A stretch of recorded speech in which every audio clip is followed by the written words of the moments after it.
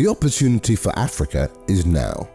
With the largest free trade area in the world now operational, the continent's 1.3 billion people are in a prime position to benefit from the immense opportunities to trade, deepen economic integration, and revolutionize the continent through a single continental market for goods and services. Coupled with free movement of persons and the opening up of investment opportunities, the stage is set for accelerating the operation of the AfCFTA. From its launch in March 2018 in Kigali, Rwanda, where 44 African member states committed to the African Union's Agenda 2063 flagship project to deepen integration, 54 member states are now signatory to the African Continental Free Trade Agreement, which is estimated to bring about a combined gross domestic product of around $3.4 trillion for African countries. Beyond the signing of the agreement and expressions of commitments, trading and operationalisation got underway on the 1st of January 2021 as an important sign of commitment by African member states. While trading kicked off in a limited form due to delays brought on by the onset of the COVID-19 pandemic, it signals hope for increased trade and investments in a wide array of areas, such as manufacturing, agriculture, services, and e-commerce. For a continent like ours, the non-tariff barriers, various studies have shown even more important than bringing down the tariffs. So you do need to have a reporting system. This website has been set up. So, these are all parts of the whole. It's almost like a jigsaw. You need to make sure that you have all the pieces and all the pieces are coming together. As the largest free trade area in the world, the AfCFTA is underpinned by the institutional framework and structure for its implementation, consisting of the Assembly of Heads of State, the Council of Ministers, the Committee of Senior Trade Officials, the Regional Economic Communities, and the AfCFTA Secretariat, which is headquartered in Accra, Ghana. The AfCFTA is creating a new dynamic, offering entrepreneurs and policymakers alike opportunities to improve the business climate, increase productivity, and see improved access to markets across the continent and globally. Pilot trading under the AfCFTA framework has already begun with several countries, including Rwanda, Cameroon, Egypt, Ghana, Kenya, Mauritius, and Tanzania. To advance the AfCFTA, the African Union, the AfCFTA Secretariat, and finance partners created a platform known as the Intra-African Trade Forum, aimed at promoting trade under the AfCFTA. In 2021, the inaugural forum was held in Durban, South Africa, and connected tens of thousands of buyers and sellers under the AfCFTA umbrella. Stakeholders shared trade, investment, and market information, as well as trade finance and trade facilitation solutions designed to support intra-African trade and the economic integration of the continent. The IATF 2023 held in Cairo is estimated to have generated a record $43 billion in trade and trade investment related deals, according to the IATF Advisory Council, based on data submitted by trade promotion agencies including Nigeria and South Africa. The intra-African trade fair is one strong implementation instrument. And with the AfCFTA, what we now call the intra-African trade fair, we call it the AfCFTA marketplace. That has become the largest single gathering where intra-African trade and investment deals can be made. And that is where they are able to attract investment. We expect we will achieve new heights, especially in the context of today's world, where deglobalization has accelerated and countries and regions are building regional value chains. So with the operationalisation of the AfCFTA now a reality, how exactly is the architecture of the agreement and its related protocols and instruments facilitating an on-the-ground smooth transition to the world's largest free trade area?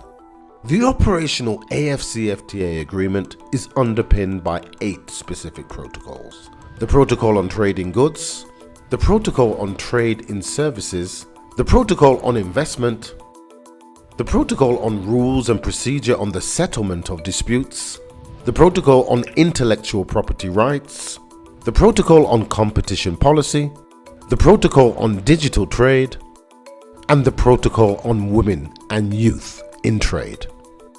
We have seen 3 new protocols come on stream this year, the Investment Protocol, the Competition Policy Protocol, and the Intellectual Property Rights Protocol. So I think that signals that the political will is there, and technical areas where there are still hesitations, that those could be overcome. In addition to the protocols to facilitate the AfCFTA, 5 operational instruments are also geared at making the AfCFTA more robust in purpose. The AfCFTA Rules of Origin, the AfCFTA Schedule on Tariff Concessions, the African Trade Observatory, the AfCFTA Online Mechanism for Reporting, Monitoring and Eliminating of Non-Tariff Barriers, and the Pan-African Payment Settlement System.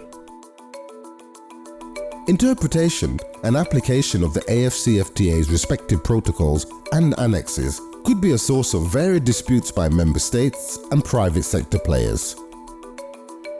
To mitigate this risk, dispute settlement is characterized by the African Union as a key element in providing security in today's AfCFTA environment.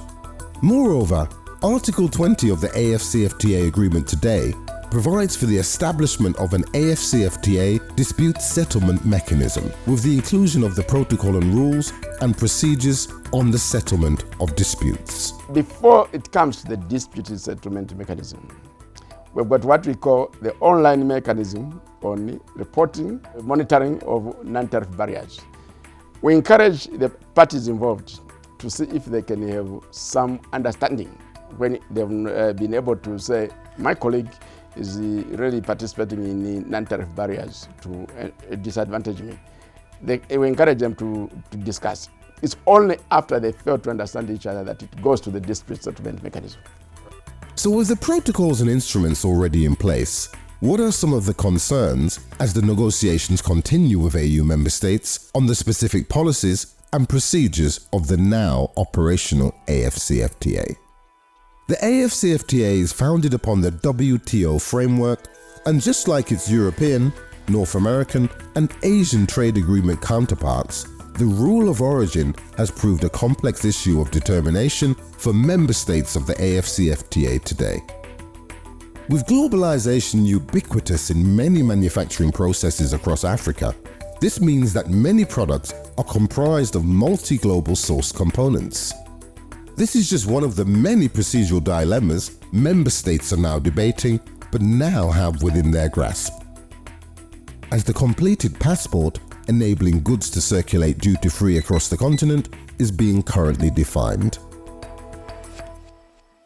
One of the problems we face are technical barriers to trade. And these arise because member states have different standards when they look at a commodity, a product. So to overcome that, we are developing what we are calling the Made in Africa standard. We started that process by proposing to the member states, which they adopted, the African Quality Policy. And based on that, we are developing the criteria which will encompass the Made in Africa standard. And we hope to roll it out by the end of this year. So it will only be companies that meet the criteria who have the right to put the label Made in Africa.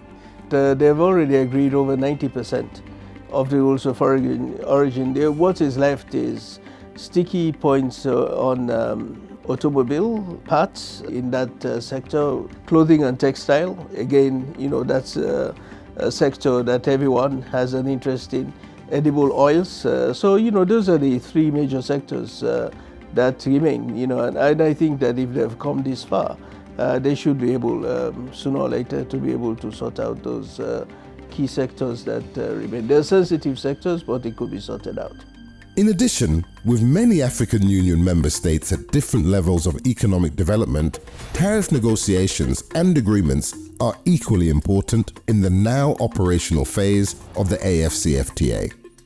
In this regard, the operational AfCFTA, while now opening up the continent for immense trading and commerce-based opportunities, has also exposed some potential fault lines, which member states, supported by the AfCFTA Secretariat, are now engaging on to bolster specific integrational structures and procedures.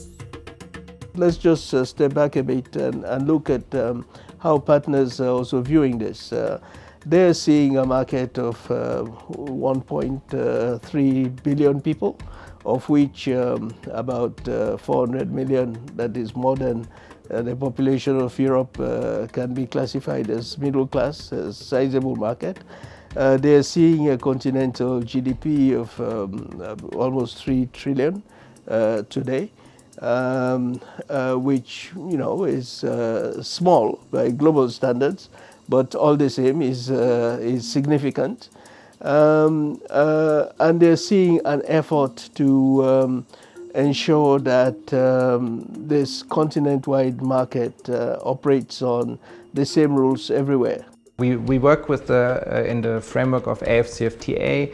We work also on getting some of the concrete protocols of the AfCFTA on the ground, for example, to finalize the negotiations in priority areas when it comes to market access or rules of origin.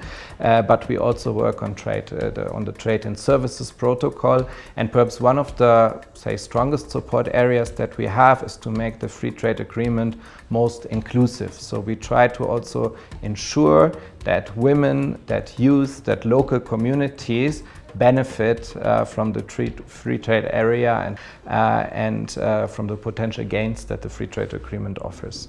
We have a shared vision with the African Union and the European Union related to the AfCFTA, because this is a game changer for the African continent, as a free trade area was for the European Union 60 years ago. So we have worked intensively both with our next door neighbor, the African Union Commission, and also the Secretariat in Ghana. As envisioned under the AfCFTA, efforts are needed to implement service trade liberalization policies that foster services in trade and build growth. This needs to be done by adjusting trade regulations, reducing barriers, and promoting non-discriminatory measures. Secondly, a major effort is needed in establishing effective regional and global value chains to ensure supplies of equipment, medicines, and even vaccines for current or any future pandemics. When you look at the vision that put together the Africa Continental Free Trade Area Agreement, it speaks to the third pillar of the new public health order: local manufacturing, local trading. The AfCFTA offers a huge opportunity for those who will be doing manufacturing on the continent, because the market of Africa is big, 1.5 billion and counting. So as AfCFTA continues to be successful, then local manufacturers of health products will have a bigger and bigger market to access and therefore be able to sell their products. In this way, we are very aligned with the AfCFTA. Right now, 42% of intra-African trade is made up of manufactured goods. Compare that to the international level. 52% of international trade is made up of manufactured goods. We're not doing it very badly, but the message is very clear. In order to increase intra-African trade, we need to invest in manufactured goods as a basis for the growth of intra-African trade.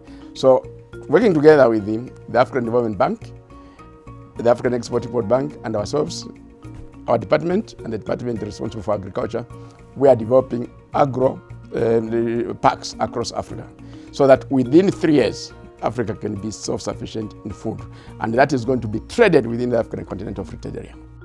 Agenda 2063 and its flagship AfCFTA project, while both groundbreaking in their own right, also rest upon nearly 4 decades of progress on the road to Africa's integration. With the regional economic communities serving as the building blocks for full integration, the African Union recognizes the importance of the regional economic communities in ensuring integration across the continent. The AfCFTA seeks to work closely with the regional economic communities, which stipulates maintenance and, where possible, improvement of trade liberalization, forged by the best practices of the regional economic communities over the previous decades on the continent. Africa is a massive continent, 30 million square miles. To cover all the issues that at the regions you do need the RECs to do what they have been doing, supporting trade growth in the regions, dealing with infrastructure issues, supporting the trade corridors and the infrastructure that's needed. I think what the AfCFTA does, it provides this continental framework and a continental market, but you're still going to need the RECs and build upon what they've been doing, because at the end of the day, much of the trade is going to take place at the regional level. You'll have some, of course, you'll have trade between countries in different regions. That's what the agreement, the AfCFTA does. But you would also have trade between neighbors, and this is how trade has always been carried out. Trade between neighbors since ancient times. One village trading with the next, the village closest to it. So you'd always have that, and I think you'd always have a role for the RECs. The EFC is the fastest growing regional integration bloc, and in essence that implies it's far ahead and has put in place quite a number of instruments, policies, mechanisms that they could help accelerate the AfCFTA. With the EFC and the rules of origin in place already, that there's a lot of learning that could be taken from the EFC on how implementation has been rolled out from that front. The AfCFTA is already creating a range of new business opportunities for entrepreneurs, women and SMEs, with access to a much larger market for their goods and services, which will also facilitate their regional and ultimately international expansion for their enterprises. The AfCFTA is also enhancing women's opportunities through expansion of cross-border trade, integration into value chains, and participation in public procurement systems. Similarly, entrepreneurs and SMEs are also playing a crucial role, with SMEs accounting for more than 80% of Africa's employment. SMEs are now benefiting from skills development opportunities in order to develop, grow, and expand their businesses across Africa's borders. Financial institutions are key to this expansion and are also playing a critical role by broadening inclusiveness and implementation of the AfCFTA financing models through funding interventions that support young African women and small and medium-sized enterprises. The SMEs are the starting point in business activity. Most of the big companies today were once upon a time small and medium enterprises. The key to their growth are a number of factors. One is capacity building.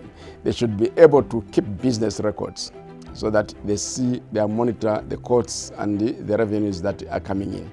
And on the basis of that, they can come up with the financial statements, which can enable them to go to the financial institutions to have access to finance. One of the mechanisms that we are working on is a Pan-African payments and settlement platform, which AfCFTA has agreed to provide the liquidity for the settlement and the payments, an initial amount of about $500 million that AfCFTA is providing, so that when a trader in Ghana trading under the AfCFTA has to transact under the AfCFTA with a counterparty in Kenya, that Ghanaian exporter will be able to transfer funds in local currency, in other words, Ghanaian cedi, to the counterparty in Kenya, who will receive the funds in Kenyan shillings. So we want to reduce the cost that is associated with converting local currency to the dollar in order to be able to transact under the AfCFTA. The AfCFTA is an initiative that sees squarely within what the bank was created to do. In fact, the creation of the bank anticipated that day when the continent would create a continental free trade area. So because of that, the AfCFTA created an immense opportunity for the bank to once again demonstrate its relevance towards delivering the Agenda 2063, the Africa we want. I think we've got to recognize that the AfCFTA is fundamentally growth and development strategy for the continent. I don't see an alternative to any other way forward for the continent other than opening up trade among its countries as a way also of opening up to the rest of the world, being a gateway to the rest of the world. I don't see how else it could happen. So since there's Plan B, there's only a Plan A. We better make sure that the Plan A works for the continent. The process of economic integration essentially starts with a local dimension. Regions integrate with each other progressively, followed by individual countries, and ultimately a continent integrating with the rest of the world.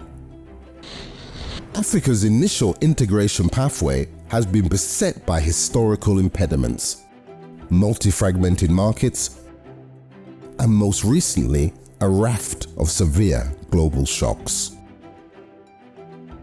All of which underscore the need for maintaining the momentum of our now operational AfCFTA, born out of a simple but revolutionary concept, that of an Africa that is united in its effort to dismantle physical and economic barriers, and in line with the Pan-African vision of Agenda 2063 of an integrated, prosperous and peaceful Africa.